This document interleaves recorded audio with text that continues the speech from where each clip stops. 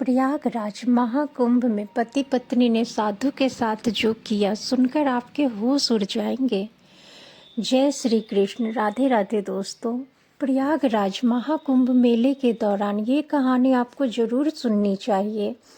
इस कहानी में हम देखेंगे कि किस प्रकार महाकुंभ में अपने बच्चों का और अपने परिवार का ध्यान रखना बहुत ज़्यादा ज़रूरी है, क्योंकि मनुष्य की एक गलती सारा जीवन बर्बाद करने के लिए पर्याप्त होती है।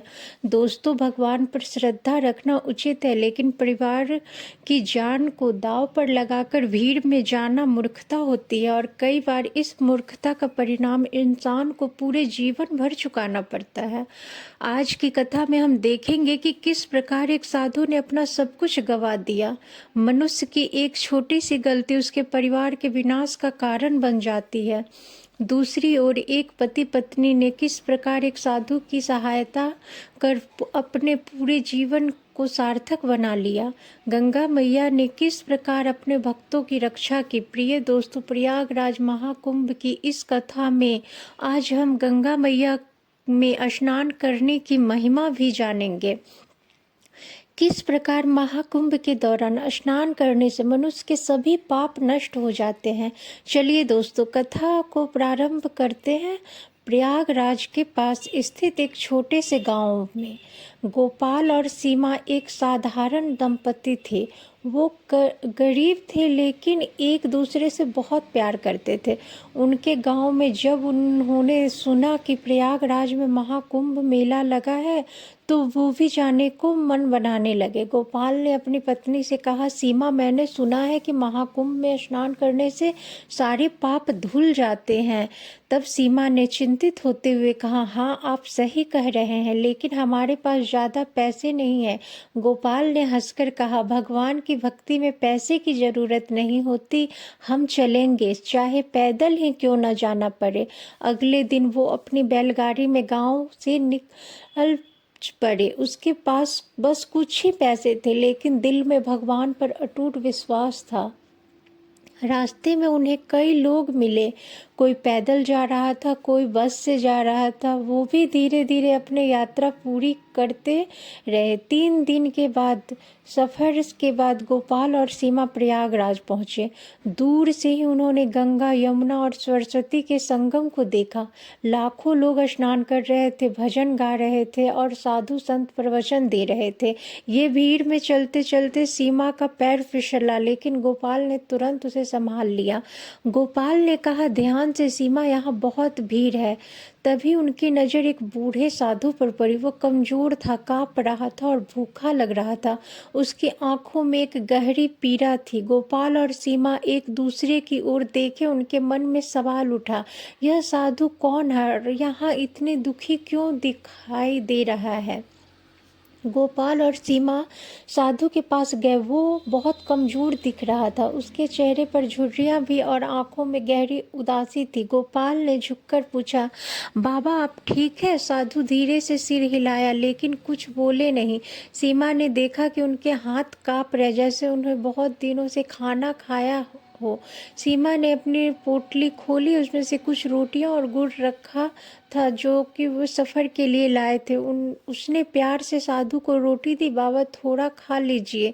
साधु की आंखों में आंसू आ गए। उन्होंने कांपते हाथों से रोटी ली और धीरे धीरे खाने लगे। शायद कई दिनों बाद उन्हें ऐसा प्रेम मिला था। खाने के बाद साधु ने गोपाल और सीमा की ओर देखा और गले से बोले, बेटा, भगवान तुम्हारा भला करे, तुमने आज मुझे नया जीवन दिया। गोपाल ने विनम्रता से कहा, बाबा, क्या हम आपकी कोई मदद कर सकते हैं? साधु कुछ देर चुप रहे, फिर अपनी उनके आंखों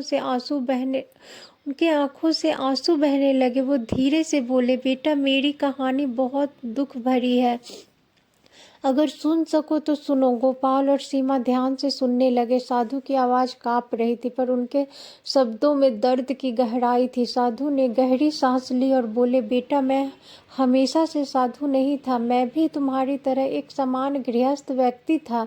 मेरा नाम हरिराम था।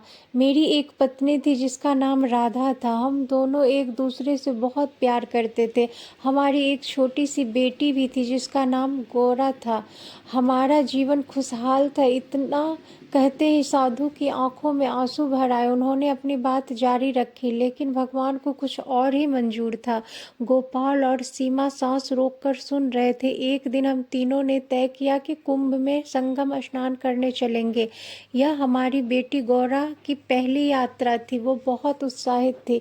हम खुशी खुशी आए, लेकिन संगम पर भयानक भीड़ थी। लोग धक्का मुक्की कर रहे थे। साधु की आवाज़ भारी हो गई। उनके हाथ कांपने लगे। उन्होंने अपनी आंखें बंद कर ली, मानो उस दर्दनाक दृश्य को याद न करना चाहते हो। साधु ने घबराती हुई आवाज में अचानक कहा, मेरी बेटी गौरा का हाथ मुझसे छूट गया। वो भीड़ में बह गई। मैंने उसे बहुत खोजा, मैं बहुत चिल्लाया, लेकिन कहीं नहीं मिली। यह सुनकर सीमा के मुंह से निकल आई। साधु ने अपनी आंखों से आंसू पोंछे और बोले, उस दिन मैंने अपना सब कुछ खो दिया। बेटी खो गई, मेरी पत्नी से यह दुख सहन नहीं हुआ और वो भी मुझे छोड़कर भगवान के पास चली गई। उस दिन मैं इस संसार से ही अलग हो गया, भटकता रहा और फिर साधु बन गया। गोपाल और सीमा के दिल पर यह कहानी गहरी चोट कर गई।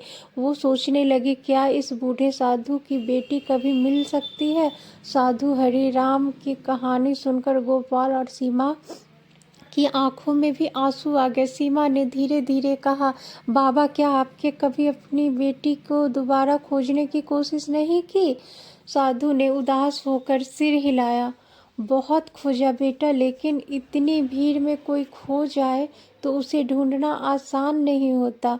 सालों तक मैं हर कुंभ में आता रहा, अपनी बेटी गौरा को खोजता रहा, लेकिन वो कभी नहीं मिली। अब तो शायद वो मुझे पहचान भी ना सके। इतना कहते ही साधु फूट फूट कर रो पड़े। गोपाल और सीमा की आंखों में भी आंसू आ गए। वो समझ चुके थे कि साधु का दिल किस पीड़ा से भरा हुआ था।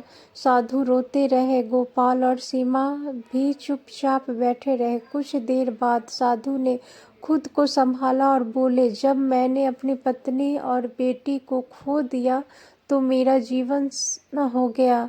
मैं रोता रहा, गंगा किनारे भटकता रहा, लेकिन मुझे कोई रास्ता नहीं सूझा। मेरे अपने भी मुझे छोड़कर चले गए, क्योंकि मैं अकेला और बेसहारा हो गया था। गोपाल और सीमा की आंखों में करुणा थी। सीमा ने धीरे से पूछा, फिर बाबा आपने क्या किया। साधु ने गहरी सांस ली और बोला, मैंने कई दिनों तक खाना नहीं खाया, सिर्फ गंगा मैया के किनारे बैठा रहा। फिर एक दिन एक साधु महाराज वहाँ आए। उन्होंने मुझसे पूछा, बेटा क्यों रो रहे हो। मैंने उनकी पूरी कहानी सुना दी। गोपाल और सीमा ने उत्सुकता से पूछा, फिर उन्होंने क्या कहा। साधु बोले, उन्होंने कहा, बेटा जो हुआ है उसे कोई नहीं बदल सकता। अगर तू चाहता है कि मेरी पत्नी और बेटी को शांति मिले तो अपना जीवन भक्ति में लगा दे। उनके शब्दों ने मेरे दिल को छू लिया। उसी दिन मैंने तय किया कि अब यह जीवन केवल ईश्वर को समर्पित करूंगा। गोपाल ने धीरे से कहा, इसलिए आपने संन्यास ले लिया। साधु ने सिर हिलाया और बोले, हाँ बेटा, सब कुछ छोड़ दिया। अब मैं सिर्फ ईश्वर का सेवक हूँ। हर महाकुंभ में आता हूँ, गंगा में स्नान करता हूँ और उनकी आत्माओं के लिए प्रार्थना करता हूँ जिन्हें मैंने खो दिया। इतना कहते ही साधु की आंखों से फिर आंसू छलक पड़े। गोपाल और सीमा भी भावुक हो गए। उन्हें लगा जैसे वे साधु के दर्द को महसूस कर रहे। साधु की दर्द भरी कहानी सुनकर गोपाल और सीमा की आंखें नम हो गई। सीमा ने धीरे से कहा, बाबा आपकी भक्ति सच्ची है, गंगा मैया जरूर आपकी प्रार्थना सुनेंगे। आइए संगम में डुबकी लगाते हैं और भगवान से प्रार्थना करते हैं। साधु ने सिर हिलाया और बोले, हाँ बेटा, यही मेरा जीवन का उद्देश्य है। गंगा में स्नान करके अपनी आत्मा को शुद्ध करना और अपनी पत्नी बेटी की शांति के लिए प्रार्थना करना। गोपाल, सीमा और साधु धीरे धीरे गंगा किनारे पहुँचे। वहाँ लाखों श्रद्धालु स्नान कर रहे थे। साधु ने कहा, हाथ जोड़कर गंगा मैया को प्रणाम किया और बोले, हे गंगा मैया, आज भी मैं अपने परिवार को याद करता हूँ। यदि मेरी भक्ति सच्ची हो तो मुझे एक संकेत दीजिए कि वो जहाँ भी हो सुखी हो। इतना कहकर उन्होंने डुबकी लगाई। गोपाल और सीमा ने भी जल में प्रवेश किया और ईश्वर को याद करते हुए स्नान किया। स्नान करने के बाद जैसे ही साधु बाहर निकले, उनका हृदय शांत हो गया था, जैसे उन्हें कोई परम शांति की प्राप्ति हुई हो, और वो गंगा के किनारे बैठ गए। साधु ने लंबी सांस ली और कहा, अगर वो जिंदा है तो भगवान से बस यही प्रार्थना है कि वो खुश हो, जहाँ भी हो हमेशा खुश रहे। गंगा मैया के चमत्कार से जब साधु स्नान करके बाहर आए तो अपनी कहानी को सुनने लगे। उसी समय पास से एक महिला गुजरी जो कुंभ के संतों की सेवा कर रही थी। उसके चेहरे पर अजीब सा आकर्षण था, मानो कोई छिपा हुआ दर्द हो। साधु को देखकर रुक गई। उसने काफी आवाज में पूछा, बाबा आपका नाम क्या है? साधु ने चौंक कर उसकी ओर देखा और कहा, मेरा नाम हरिराम था, लेकिन अब लोग मुझे साधु महाराज कहते हैं। महिला का शरीर का लगा, उसकी आंखों से आंसू बहने लगे। बाबा मैं आपकी गौरा हूँ। साधु एकदम सन्न रह गया। गोपाल और सीमा की भी आंखें फटी रह गई। साधु हरि राम अचंभित रह गया। उन्होंने कांपते हुए हाथों से उस महिला का चेहरा छूने की कोशिश की कि मानो यकीन करना चाहते हो कि यह सच है या नहीं। उसकी आंखों से आंसू बहने लगे। गौरा मेरी बेटी, यह सच। साधु की आवाज कांप रही थी। महिला की आंखों में भी आंसुओं का सैलाब उमड़ पड़ा। वो रोते हुए बोली, हाँ बाबा, मैं ही आपकी बेटी गौरा हूँ। सालों पहले उस भीड़ में मैं आपसे बिछड़ गई थी। मुझे एक दयालु दंपति ने बचाया और अपनी बेटी बना लिया, लेकिन मैंने हमेशा आपके असली माता पिता को याद किया। साधु की आंखों में दर्द और खुशी का अनोखा मेल था। बेटा, मैंने तुम्हें हर कुंभ में ढूंढा। मुझे लगा कि मैं तुम्हें खो चुका हूँ। गौरा बाबा ने चरणों में गिर पड़ी। बाबा, मैंने भी आपको हर मंदिर, हर संत में खोजती रही, लेकिन तकदीर ने हमें आज यहाँ मिलाया। गोपाल और सीमा की आंखों में भी आंसू था। क्षण इतना भावुक था कि आसपास खड़े कई लोग की आंखें नम हो गई। गौरा ने आगे कहा, माँ कहाँ है पिताजी? साधु ने एक लंबी सांस ली और धीमी आवाज में बोली कि तेरी माँ तुझसे बिछड़ने का दुख सहन नहीं कर पाई बेटी, वो हमें छोड़कर भगवान के पास चली गई। फूट फूट कर अपने बाबा को गले लगाया लिया। साधु हरिराम भी वर्षों का विछड़ा प्रेम पाकर रो पड़े। गोपाल और सीमा के लिए महाकुंभ अविस्मरणीय था बन गया था। उन्होंने देखा कि कैसे संगम में सिर्फ नदियां ही नहीं बल्कि बिछड़े हुए अपने भी मिल सकते हैं। प्रिय दोस्तों, इस कहानी से हमें सीख मिलता है कि भगवान में आस्था होना अच्छी बात है, लेकिन अंधविश्वास और लापरवाही होना बहुत गलत बात है, क्योंकि कई बार मनुष्य ऐसी गलती कर देते जिसका दुख उन्हें जीवन भर भोगना पड़ता है। इसलिए प्रिय भक्तों, आपसे निवेदन है कि महाकुंभ या किसी भी यात्रा के समय आप अपना और अपने परिवार का ध्यान अवश्य रखें, क्योंकि प्रिय भक्तों, जिन्होंने अपनों को खोया उनका गम कोई नहीं समझ सकता। दोस्तों, आप कहीं भी जाएं तो अपना और अपने परिवार का ध्यान अवश्य रखें। हमारी कहानी का यही उद्देश्य यह है कि मनुष्य सतर्क रहकर जीवन में ऐसी गलतियां ना करे, क्योंकि दोस्तों कुछ गलतियां कभी सही नहीं की जा सकती। राधे राधे दोस्तों, जय श्री कृष्ण।